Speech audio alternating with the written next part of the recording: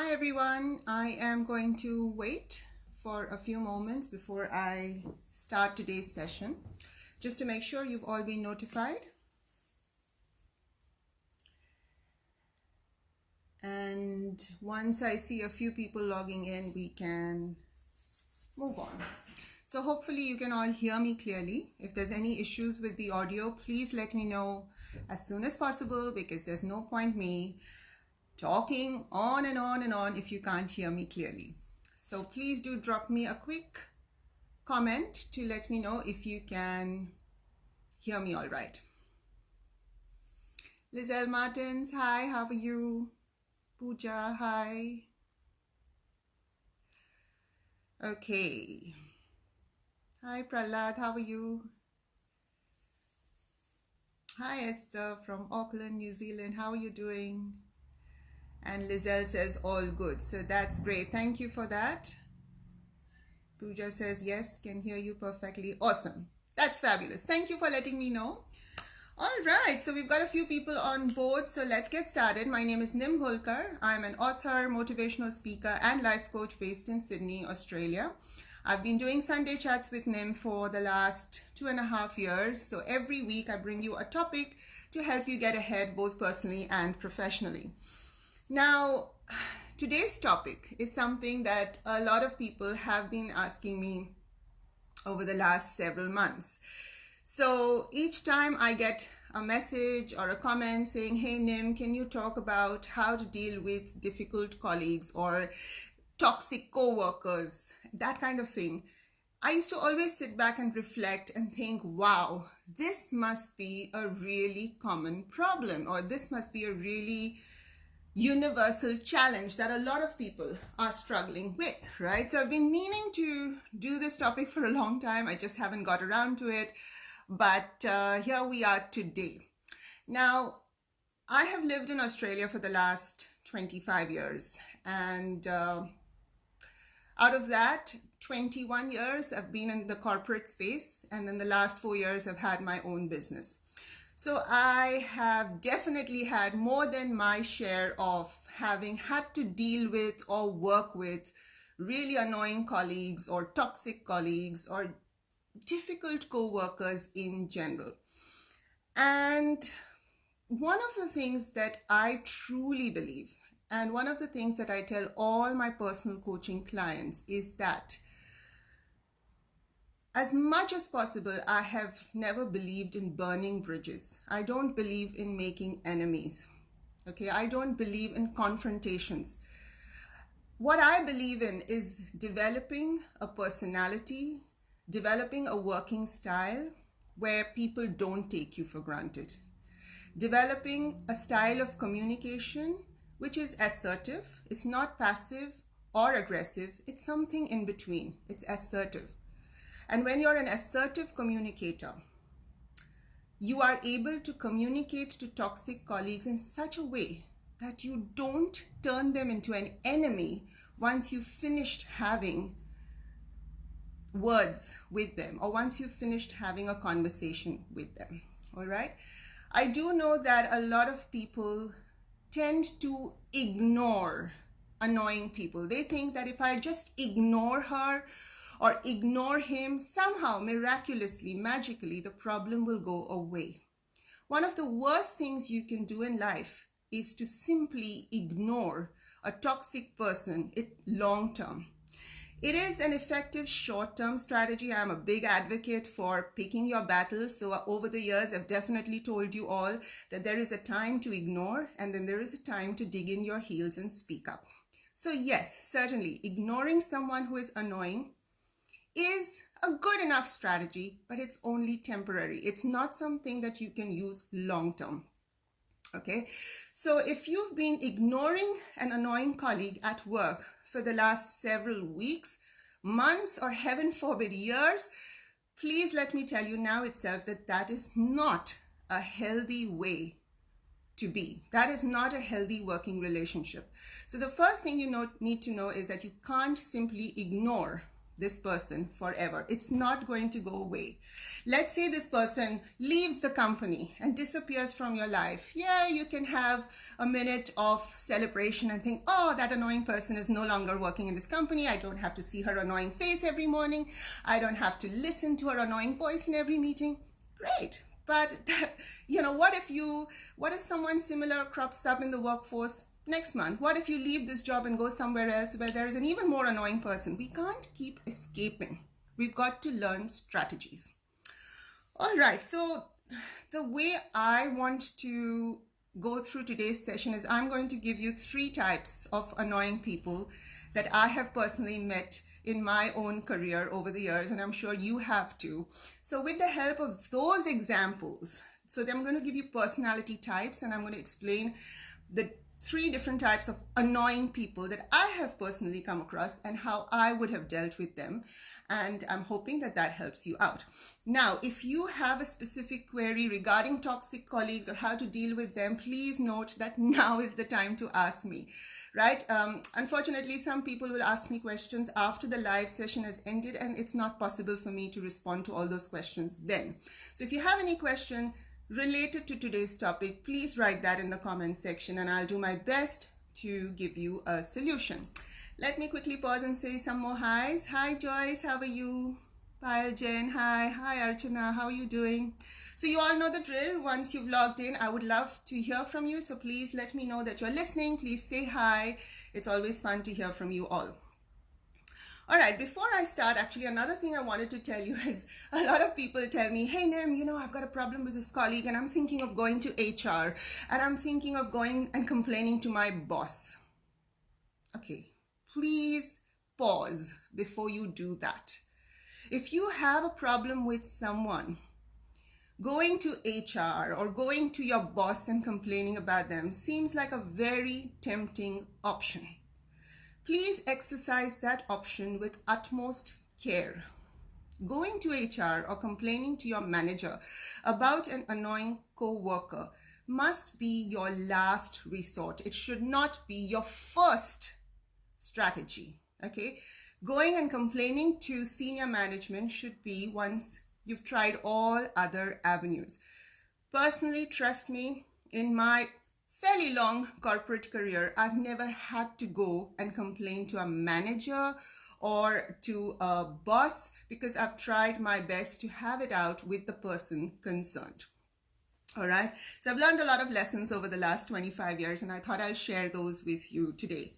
All right. So the first really annoying kind of coworker is what I call the slacker.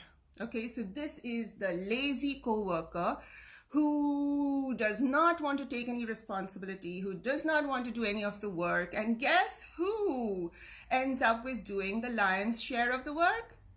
You, right? Has any of you watching, have you ever come across a kind of slacker in the workplace? This is a lazy person who does not want to do any of their work and simply passes on that responsibility to everyone else. And you keep running to their rescue and you keep doing their work for them and you are filled with resentment and frustration and you can't take it anymore and you've decided come Monday morning I'm going to go and complain. Anyone? Have you ever experienced a colleague like that who's super lazy? Anyone? All right, so while you're thinking, and I'm sure most of you have come across a lazy colleague, I mean, I've certainly come across many. Firstly, I want to warn you about your own tendency to go and save them, okay? You think that, oh, well, this project has to be completed. Someone's got to do the work. This person is so lazy. This person never does their share of work. I might as well go and pick up the pieces and do it myself. Very noble. Very nice. And I do believe that one must help out as much as possible whenever and wherever possible because that's the true definition of a team player. As much as possible, help your colleagues. But ask yourself if you are feeding someone's lazy habits. Are you feeding their laziness by constantly letting them get away by not doing their work and instead taking on their responsibilities plus yours? As a result, you submit work that is less than 100% in quality. Why? Because you're busy helping everyone else who's unable to or does not want to do their share of work. Okay? So whenever a colleague who's a bit of a slacker, as we call it in Australia, or someone who's very, very lazy, tries to pass off their work onto you, you need to become a little bit firmer. You need to be a little more assertive. Particularly, I'm referring to people who make it a habit to not do their work and get you to do it for them. Okay, every now and then it's okay to help your colleagues. I certainly have helped a lot of my colleagues, and I've been helped by a lot of my colleagues over the years. But if someone is making it a habit to be lazy and then you have to do their share of work, you really need to draw a line there.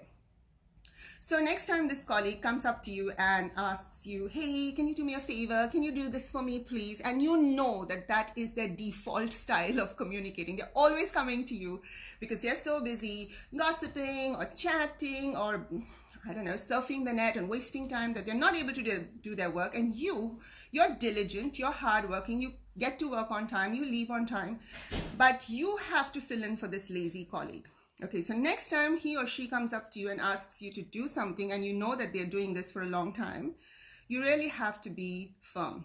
I would suggest don't say anything rude like, hey, that's not my job, that's yours. Don't do that because that burns bridges. Instead, you can say something a little bit more diplomatic by saying, I would love to help, but I'm currently busy with XYZ priorities. Spell it out for them what you are working on, what you are busy with, and that if the situation had been different, you would have loved to help them. Okay? Another way, if you feel that, wow, that makes me feel really rude and that makes me feel really unkind, what you can do is give them a bit of guidance. Instead of doing the work for them, you can tell them how they can do their work. Give them a solution. Tell them where they can find an answer, so that you don't sound completely abrupt and you do offer a little bit of value. All right.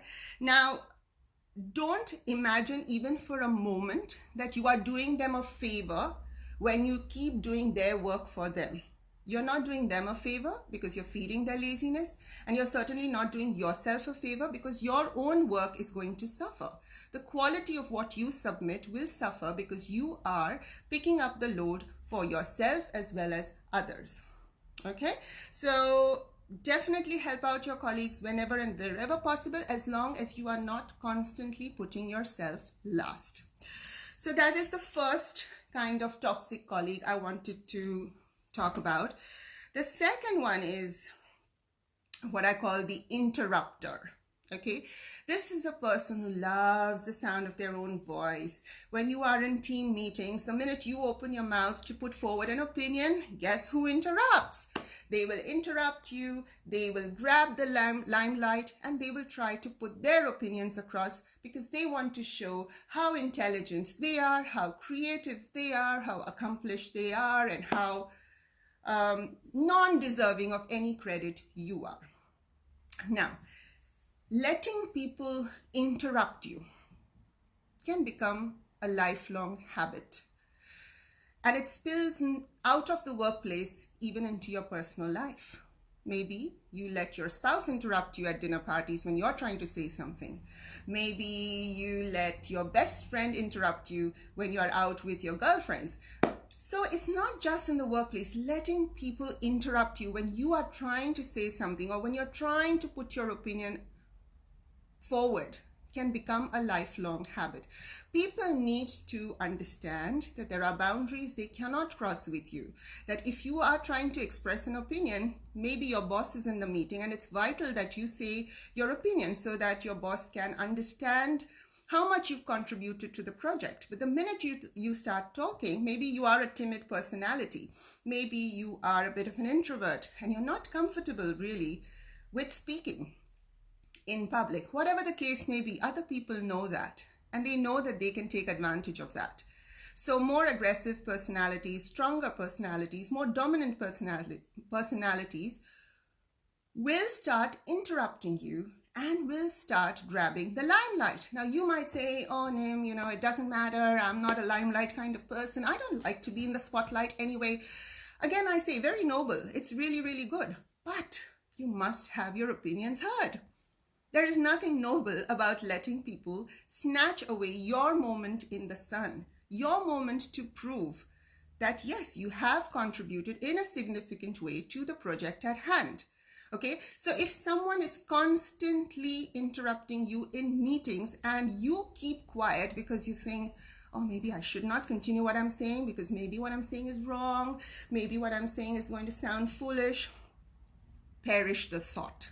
Okay, we all go through spells of self-doubt. Okay, Esther is saying there's no volume. Can everyone hear me, or is there a problem with the audio? I won't continue till I get a comment from someone. I know Esther said that she can't hear me, but let me just put it out there. Can everyone hear me, or is there a problem with the audio?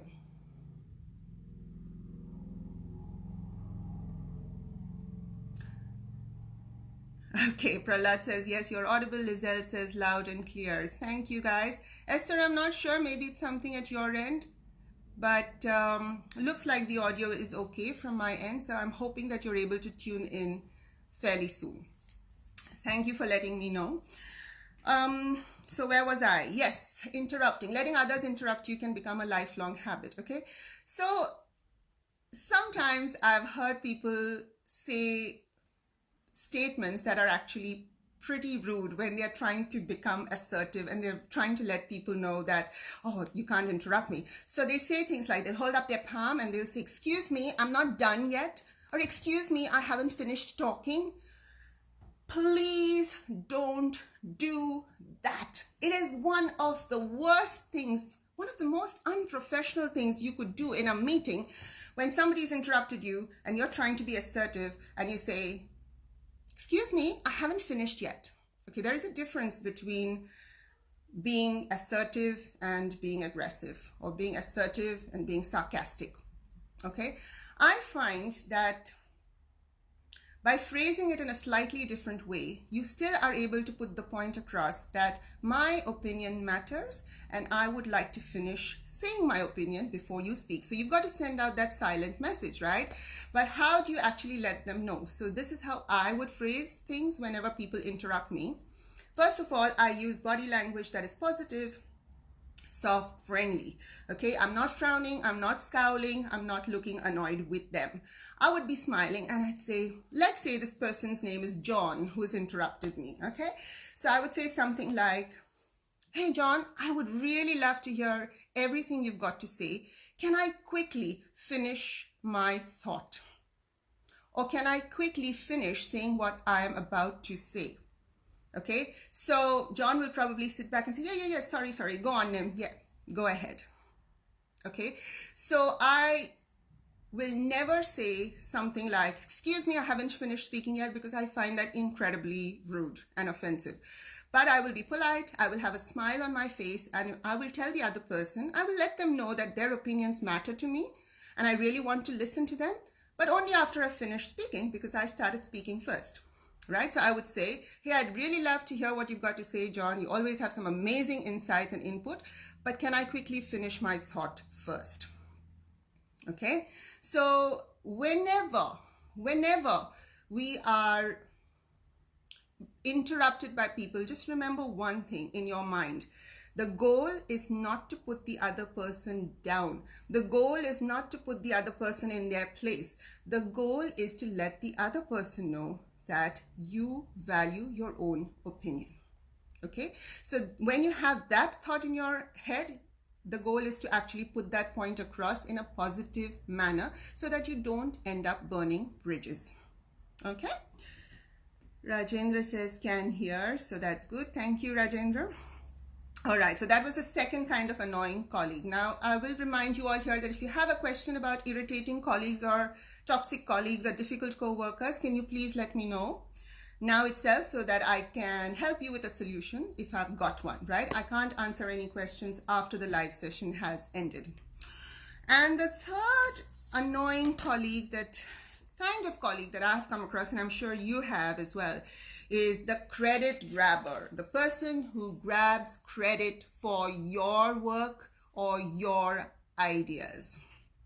Has that ever happened to any of you, where you might be sitting in a meeting and you've done a lot of work on a certain project and you can't believe what you're hearing, because this colleague of yours is sitting there very blasé, completely confident, and taking all the credit for all the wonderful work you've done. And because you're so stunned and so shocked and so gobsmacked that somebody could be shameless enough to do that in public, you go completely quiet because you have no idea how to react or how to respond. So you're sitting there sulking and feeling sad and feeling like, if only people knew that that was actually my work, that I did the lion's share of the work for that project and this person only did 20% of it. So you sit there and you say nothing. And of course, this colleague of yours takes away all the glory and all the credit. And your boss, applauds them and tells them what a remarkable employee they are. And then maybe after the meeting, you go up to your colleague and you say, hey, that wasn't very fair. In the meeting, you hogged all the credit for this project when you know that it was a team effort. What's the point of telling your colleague after the meeting is over and there's no one there to listen? There's no one there to find out. The people who mattered, like your boss or your manager, of course, didn't get to hear about your accomplishments, and your manager has gone off thinking that it's your colleague who did the lion's share of the work. What's the point of going afterwards and complaining to your colleague that that's not fair? Life is not fair, my friends. Can we stop going through life expecting it to be fair? It's not fair. I think maximum unhappiness and misery in this universe is caused by people who expect life to be fair.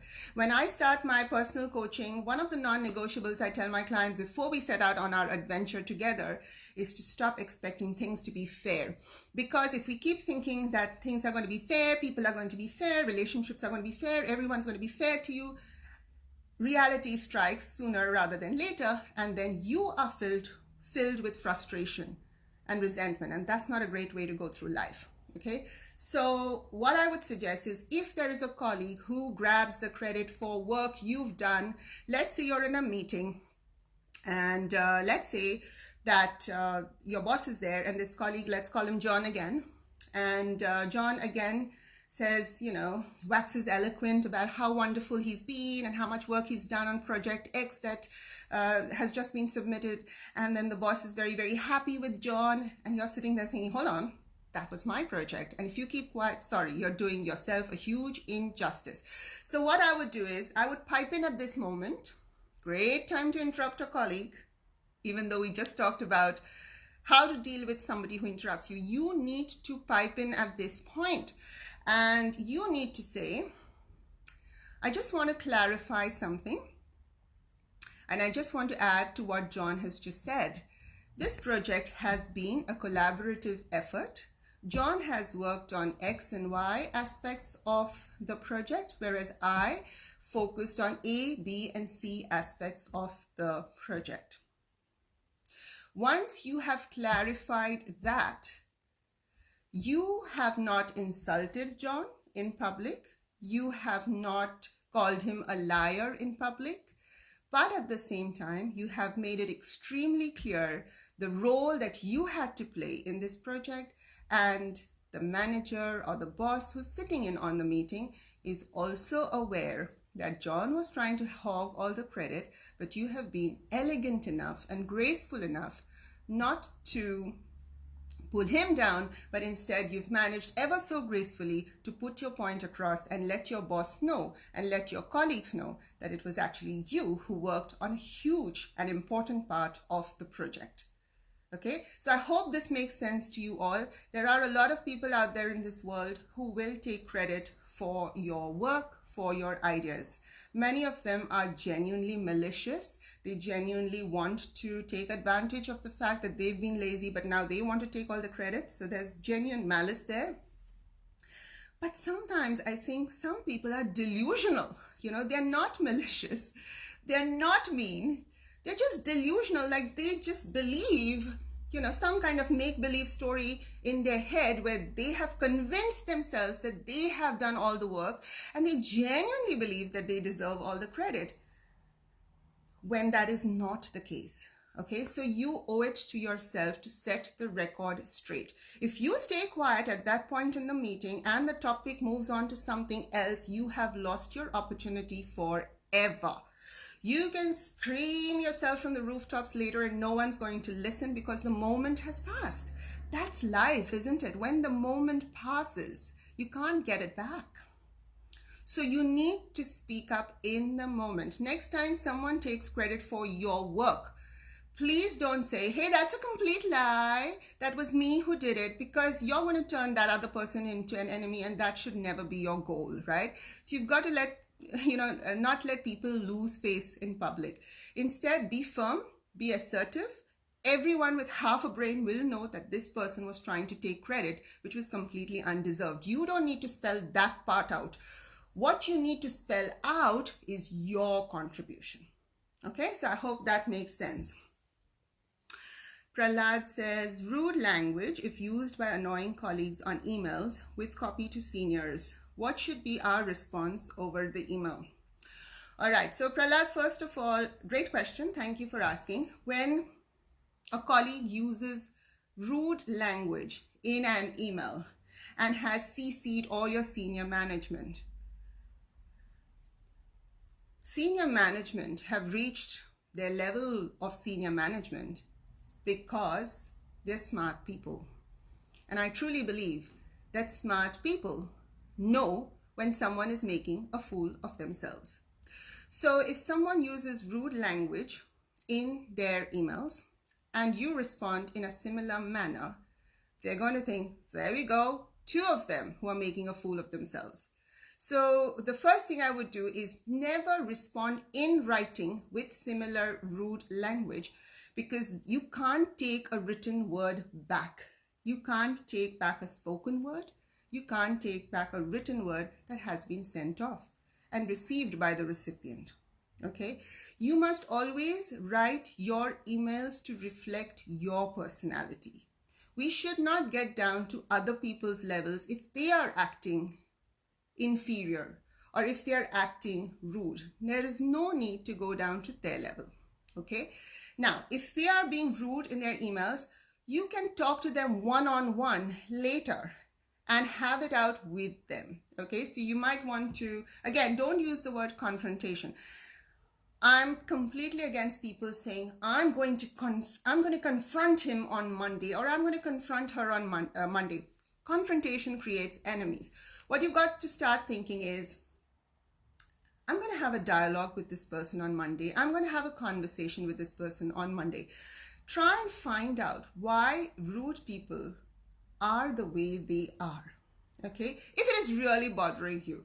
Personally, I'm someone, when I read really rude emails, I actually have a silent laugh to myself, because I think how foolish that you could actually put it out there in writing how rude you are as a person, because everyone now gets to read your language.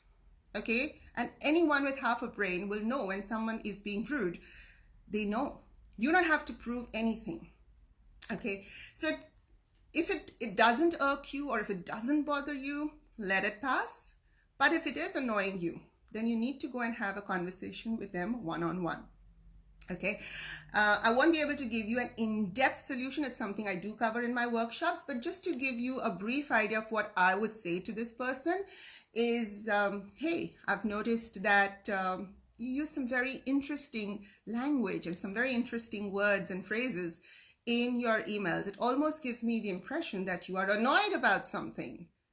Can you tell me if I'm wrong in how I've perceived your emails? Put it out to them. Ask them a question. Get them to do the hard work. You don't have to do the heavy lifting every single time. I'm a huge believer that wherever possible, let others do the heavy lifting and you sit back and watch. You sit back and listen. Okay, but if you spend all the time saying, oh, I'm so hurt by your emails, I feel so offended, it really breaks my heart, and I can't concentrate when you write such rude, you're doing the heavy lifting. You don't need to. Let them do it, because they've been the ones who have instigated that. They've been the ones who have been rude. Let them explain. Why are you trying to explain it for them? So that is how you would phrase it. Again, that is how I would have said it. And I would say it with a smile. Again, my body language would be very pleasant. I wouldn't be scowling. I wouldn't be showing that I'm angry. Because guess what? Rude people expect you to have a reaction. They expect to have somehow needled you. Don't give them the joy. Don't give them the pleasure. Don't stomp up to their desk with a frown on your face and say, what's all these rude emails that you've been sending? Don't give them that pleasure. Instead, go there sipping a cup of coffee, very conversational, very chatty, and say, hey, by the way, I've made an interesting observation. Every time you send an email, you use some very interesting phrases and some very interesting words. It gives me the impression that you're angry about something or angry at someone. Don't talk about them being angry at you, because you're so confident you know that you could not have done anything to offend them. Don't give them an opening line where they can start blaming you for their anger or for their rude language. Just show that you're curious, you're confused, you just want to know why they use the language they do, and then sit back and listen to how they explain it. Okay, so Prahlad, that's my answer to you. I hope that gives you some insight into the question you had posed. To summarize it, never respond with similar rude language in an email, because again, once you send off a written word, you can't get it back, right? So I personally believe that when I write emails, they have to reflect my personality. They have to reflect my work ethic. If someone is rude and I'm rude back, then there is no difference between them and me, right? And you can never say, oh no, I never wrote that, or oh no, I did not mean it like that, because unfortunately people have their own ways of perceiving emails, right? They will make their own interpretations and you can't explain. You might try, but people will still come up with their own conclusions. All right? I've answered your question. That's great. Thank you, Prahlad. Mandy, how are you? Hi, Ajay Singh Thakur. Okay, Lizelle says, never fight fire with fire. Very wise of you, Lizelle. I completely second that. Very much endorse that.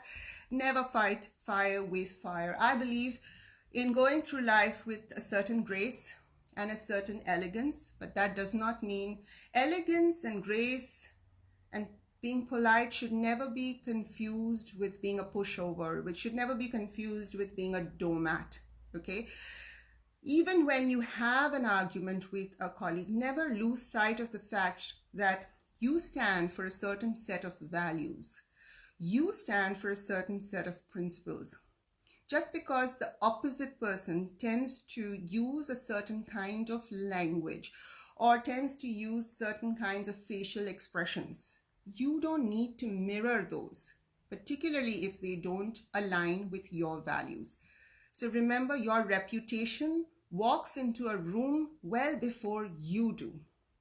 And when you walk into a room, people in the meeting should know that, okay, this person who's just walked in is a person who believes in themselves, who believes in their opinions. They are a person we cannot interrupt unless we absolutely have to. And these are people that we can't steal credit for their work because they will let us know, right? So that's the reputation you need to work towards building, so that people know of you and think of you as an assertive person whom they can't take for granted. At the same time, they don't think of you as the enemy. They don't think of you as an incredibly rude person or a passive person. They know that you will stand up for yourself, you will speak up for yourself, and that's how you're going to win the respect of your co-workers. So remember this, an annoying colleague does not have to be an ongoing reality for you. You need to have a conversation with them. You're not going to confront them, you're going to have a conversation with them. You're not going to put them in place, you're just going to let them know that their behavior is not helping anyone. So just change the narrative inside your head, the kinds of phrases you are using. Because when you use words like confrontation, you get into a confrontation kind of mood and mode. And then your body language changes, how you talk changes, how you The facial expressions you use changes, everything changes, right? So you need to be careful about what you're saying inside your mind. Vanita says, love it. Rude people don't need our reaction. Not worth it. Never give them any window to get the blame. That's right, Vanita. And interesting word you've used, reaction. I always believe in a response as opposed to a reaction. Okay? A reaction is often something that comes out as a reflex. It's something that you've not thought about. It's just something that happens when you are faced with a certain stimulus. But a response is often a choice. Okay, whether you decide to walk away from an argument or to stay back and express your opinion is a choice. And when you reflect on it and then come up with something, that is a response. When someone says to you something and you immediately come back with something that you later regret, that is a reaction. Okay, so as much as possible, whether it's your spouse, whether it's your in-laws, whether it's your boss, whether it's your colleagues, whether it's your best friend, whether it's your kids, as much as possible, try and respond to a situation as opposed to react. All right? And Vanita says, calmness and patience is the key. That's right. Lizelle says, well said. And thank you, Lizelle. Alrighty, so that's it from me for today. The 3 kinds of annoying colleagues that you may or may not meet in your work life. I hope you don't meet them, but chances are you will, right? Because these are universal, annoying, toxic colleagues that all of us, no matter which part of the world we live in or work in, have encountered at some time. So I hope these strategies help you. Oh, before I sign off, those of you who live in Sydney, like I do, because last year, because of COVID and all the lockdown and stuff like that, I haven't held one of my usual workshops, which are my in-person workshops where I get to meet you face to face. I love that compared to Zoom sessions, which are great, which are convenient. But the workshops that I truly enjoy are where you and I get to meet each other, have a coffee together, and I share some tips and strategies with you all. So for the first time in over a year, I'm actually holding an in-person workshop on the 8th of May, okay, from 3 to 5 p.m. And this workshop is called Get to the Point.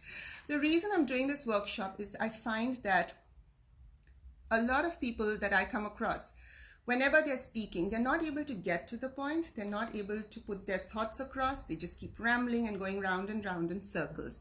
So this strategy is going to, this workshop is going to help you learn some tips and tricks to communicate concisely, clearly, and confidently. So that's on the 8th of May.